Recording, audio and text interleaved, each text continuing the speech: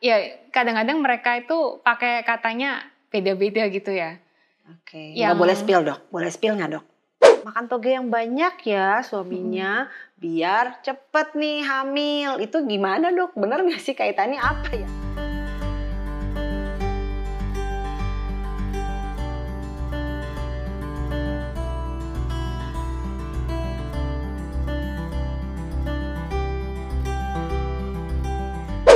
Assalamualaikum, kembali bersama saya Dula Alia di channel Dula Alia. Nah, Moms pernah nggak sih Moms sedang menyiapkan diri untuk memiliki seorang bayi, seorang buah hati, selain menyiapkan secara fisik, secara mental dan emosional, spiritualnya, juga secara finansialnya. Apabila ternyata persiapannya itu secara holistik, keseluruhan, gimana? Bukannya lebih oke lagi kan, lebih jos lagi kan. Kita lihat sore hari ini Dula Alia kedatangan tamu. Kita sapa dulu ya. Selamat sore Dr. Yuli. Selamat sore Dula Alia. Nah, Dr. Yuli ini Dr. Yuliani Chandranata, seorang naturopati, seorang herbalis, dan juga seorang TCM practitioner, Traditional Chinese Medicine Practitioner. Kita tanya-tanya ya.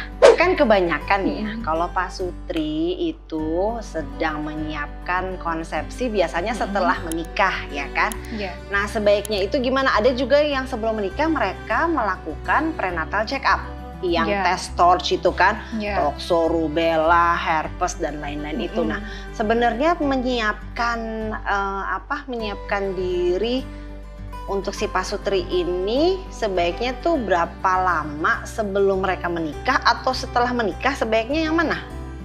Iya, jadi idealnya mempersiapkan kehamilan itu ya kalau dari perspektif naturopati, medicine itu 3-6 bulan sebelum kehamilan itu sendiri. Lama juga ya dok?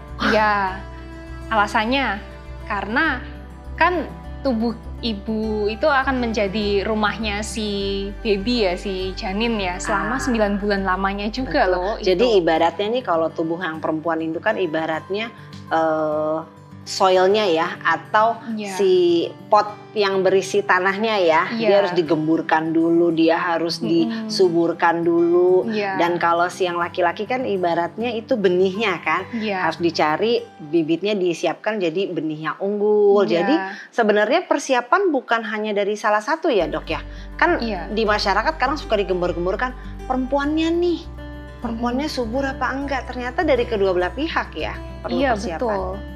Ya tentunya kesehatan kedua belah pihak itu mempengaruhi ya kesehatan kehamilan itu sendiri dan juga kesehatan si anaknya gitu. Jadi sebaiknya mereka mempersiapkan sebelum menikah.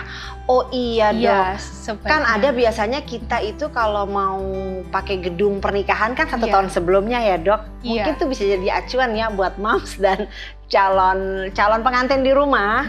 Kalau pada saat teman-teman booking gedung, itu saat yang tepat untuk mempersiapkan tubuh masing-masing ya. Jadi punya waktu yang cukup nih. Karena apa aja tuh dok yang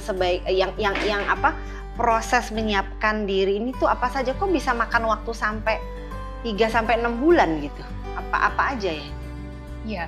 Jadi kan seperti saya tadi jelaskan bahwa kalau kehamilan itu kan tubuhnya si ibu akan menjadi rumahnya si janin atau si bayi selama 9 bulan lamanya. Nah, jadi sebelum ibarat orang mau pindah ke rumah baru ya. Nah, supaya dia nyaman tuh tinggal di rumah baru itu, ya rumah itu kan mungkin direnov, ya dibersih-bersihin gitu ya. Kalau orang kadang-kadang ada selain bersih-bersih itu ada yang disembayangin gitu ya. Jadi biar energinya bagus gitu ya, dipuasain gitu kan. Iya.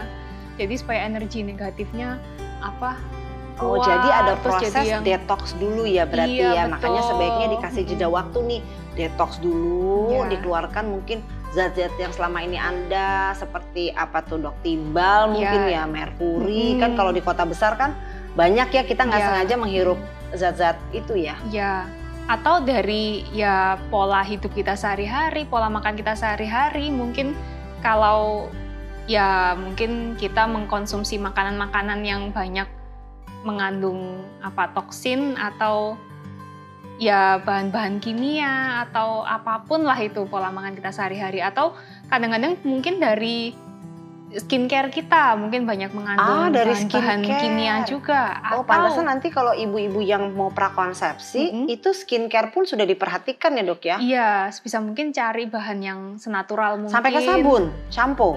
Iya, sebisa mungkin. Deodoran gitu ya, mungkin itu juga. Iya, deodoran itu perlu juga diperhatikan, banyak yang mengandung ini ya, aluminium ya, sama logam berat juga gitu.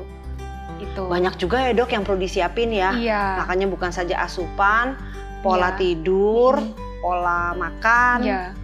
Belum lagi kalau punya riwayat merokok misalnya, riwayat konsumsi alkohol mungkin dalam jumlah banyak apalagi gitu. Nah itu kan mungkin ada residu-residunya, itu kan kalau mau persiapan untuk kehamilan ya sebaiknya detox dulu gitu kan. Kalau pendekatan naturopati itu sendiri tentang apa dok? Pendekatan tentang apa naturopati itu? Jadi naturopati ini merupakan salah satu bidang pengobatan atau kedokteran ya kalau di Amerika itu, yang menggunakan pendekatan secara natural atau natural approach ya, natural medicine approach gitu.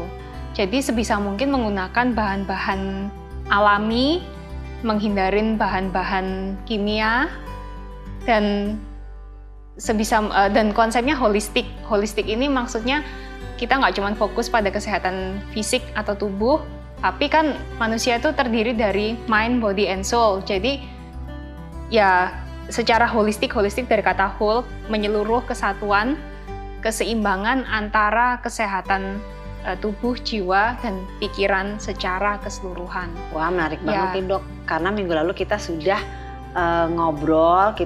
ngobrol sama Moms di Rumah tentang persiapan mental dan emosional. Ternyata ini menyeluruh lagi, persiapan pola makan, pola tidur, terus kebiasaan sehari-hari, bahkan sampai tadi kata dokter Yuli itu pemilihan skincare, pemilihan make up, pemilihan sabun, sampai ke shampoo juga perlu diperhatikan ya dok ya? Lalu kalau pemilihan bahan-bahan makanan itu juga kita perlu baca dengan baik ya label atau ingredientnya, komposisi bahannya. Karena kadang-kadang mungkin produk-produk yang kita pakai di rumah, oke lah, mungkin ada yang bilang, saya udah nggak pakai MSG loh di rumah, tapi ternyata ada hidden MSG mungkin di saus atau di hidden sambalnya. MSG itu atau kata kuncinya apa tuh dok, hidden MSG? Jadi kan Moms di Rumah bisa cek-cek ini nih ingredients-nya ya di label-labelnya. Ya, kadang-kadang mereka itu pakai katanya beda-beda gitu ya. Oke, nggak boleh spill dok? Boleh spill nggak dok? Ke Moms nih boleh spill nggak nih? Ada kata-kata apa biasanya yang dipakai yang hidden? Kadang tuh kalau nggak salah kayak hydrolyze vegetable gitu loh kalau nggak salah. Ada beberapa nama vegetables sih. Itu sudah quote on quote ya, berarti ini bukan natural ya, berarti ya sudah diproses ya berarti.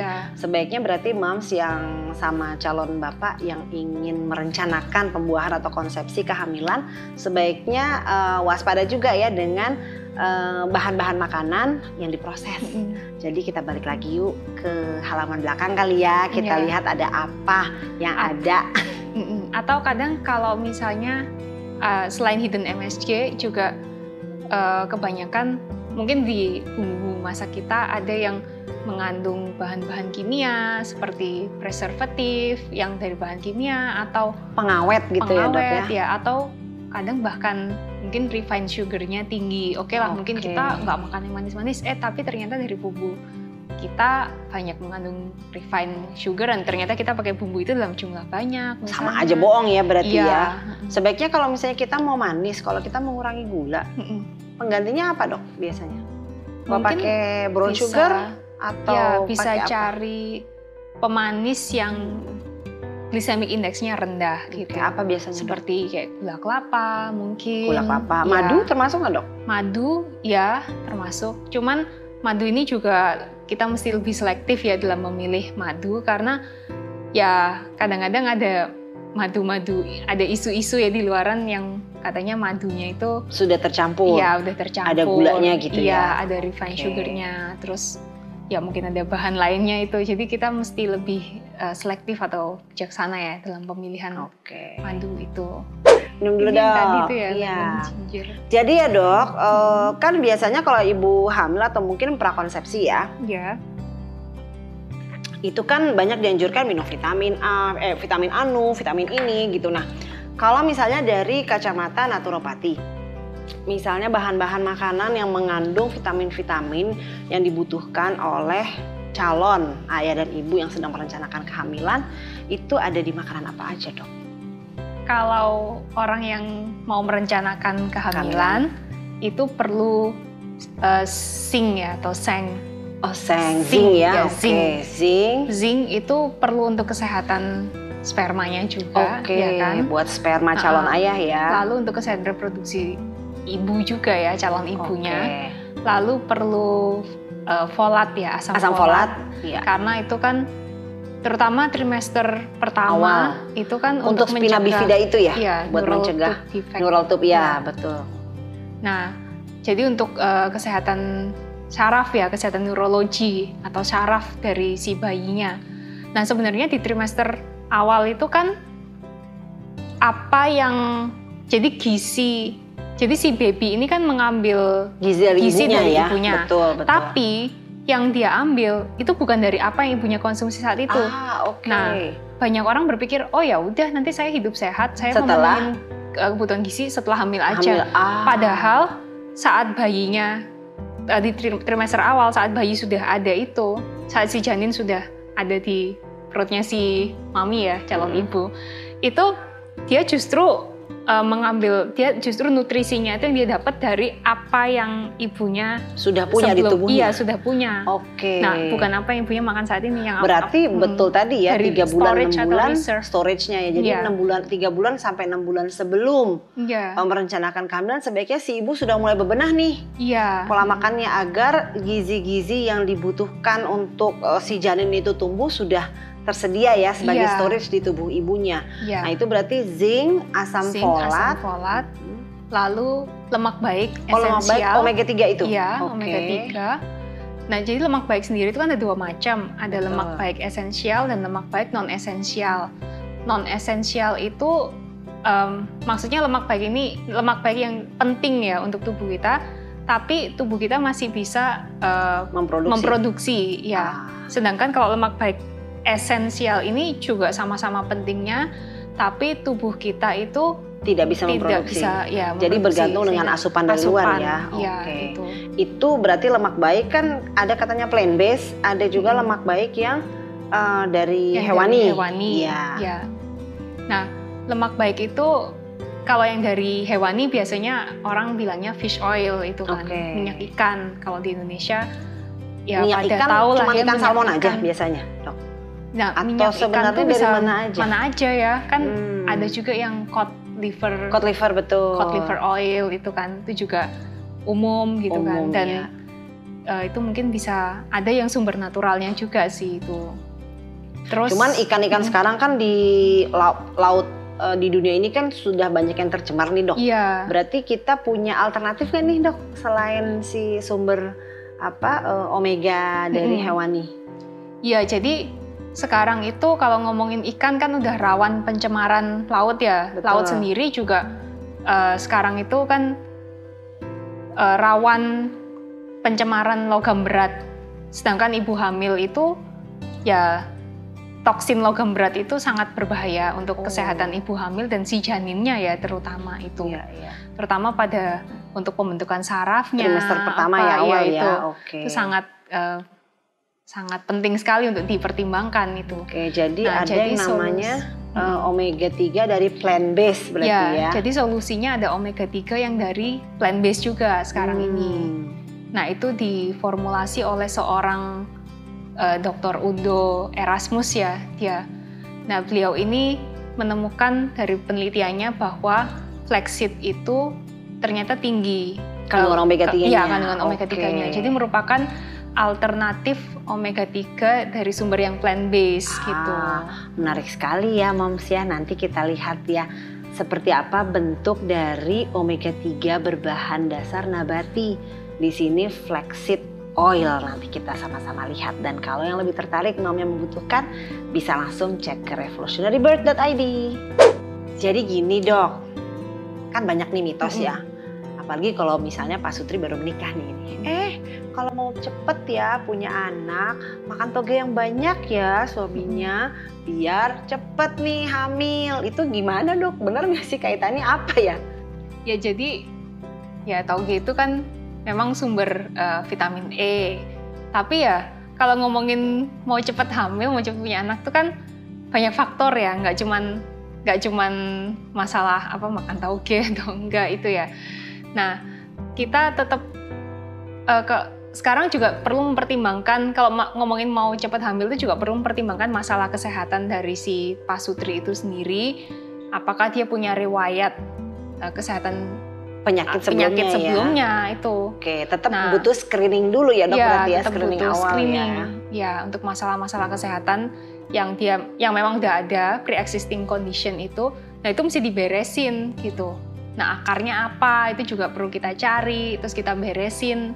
Nah, lalu selain pre-existing condition, yaitu tadi kan kalau mau mempersiapkan kehamilan tuh selain detox, perlu pemenuhan nutrisi dari sel-sel tubuhnya itu. Nah, nutrisi dari sel-sel tubuh ini kan nggak cuman masalah makan toge atau vitamin E doang atau nutrisi tertentu aja ya. Yang jelas kita perlu nutrisi yang seimbang gitu. Nah kalau konsep holistik ini juga kita ngomongin keseimbangan secara keseluruhan gitu ya. Jadi nggak cuma satu nutrisi, tapi tubuh kita itu butuh macam-macam nutrisinya. Nah jadi kalau mengenai pola makan ya tentunya kita juga perlu merotasi atau menggilir berarti selain makanan ada kita. Vitaminnya, karbohidratnya, proteinnya, mineral juga penting ya Dok? Wah terima kasih banyak nih Dok, sore hari ini kita bertambah lagi ilmunya dan informasinya. Terima kasih Dr. Yuli atas kehadirannya. Terima kasih. Baik, ya. Moms di rumah, setelah mendengar yang kemarin persiapan kehamilan itu butuh persiapan secara mentally, emotionally, physically, dan sekarang kita mendengar memang asupan gizi dibutuhkan untuk mempersiapkan program kehamilan dan sebaiknya 3 atau 6 bulan sebelum kita merencanakan konsepsi. Jadi buat pasangan muda di sana atau moms juga yang sedang merencanakan kehamilan kedua, ketiga, keempat gitu, bisa dimulai dari sekarang untuk bebersih dulu nih, siapkan dulu wadahnya agar wadahnya siap menerima benih atau bibit unggulnya. Baik, terima kasih semuanya moms di rumah. Sampai jumpa di channel Dula Alia. Jangan lupa subscribe, di like dan di komen. Wassalamualaikum. Dah.